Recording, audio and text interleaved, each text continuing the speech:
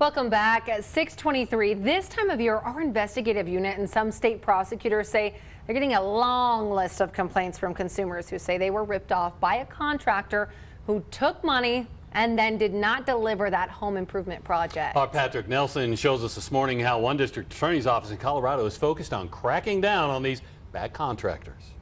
Making poor decisions when hiring a contractor can lead to huge financial losses. That's what prosecutors at Colorado's 18th Judicial District are concerned about. They sent out this advisory hoping to let consumers know the risks and how they can hold contractors accountable if they've been the victim of a crime.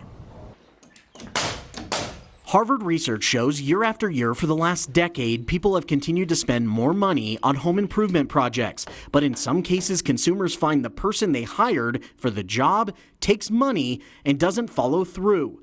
Jamie Sorrells, the Director of Consumer Fraud Protection for the 18th Judicial District in Colorado, sees these cases all the time. And for consumers, it's not always a simple process trying to hold contractors accountable. But they will go and file a complaint or try to. Often what the response is that this is a civil matter.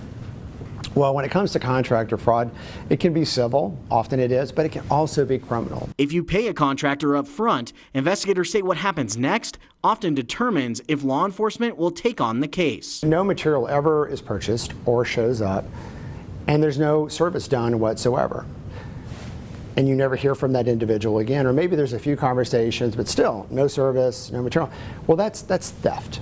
Sorrell says these are the cases prosecutors are prioritizing and are looking to bring charges against bad contractors. But before a contractor is even hired, fraud experts say it's important for consumers to get multiple bids and to be critical of red flags. Some flags that you might see is a company that's relatively new, let's say. So, because what happens is when a contractor is involved in fraud, if they get closed down, they'll simply open up a new LLC. Every year, consumers who fail to do this type of research end up in bad situations. They ask for full payment, then a lot of times what's going to happen is the unscrupulous contractor is going to, do a couple quick things for you, get you confident, then they're going to leave and open up, shop somewhere else after they've already cashed your check.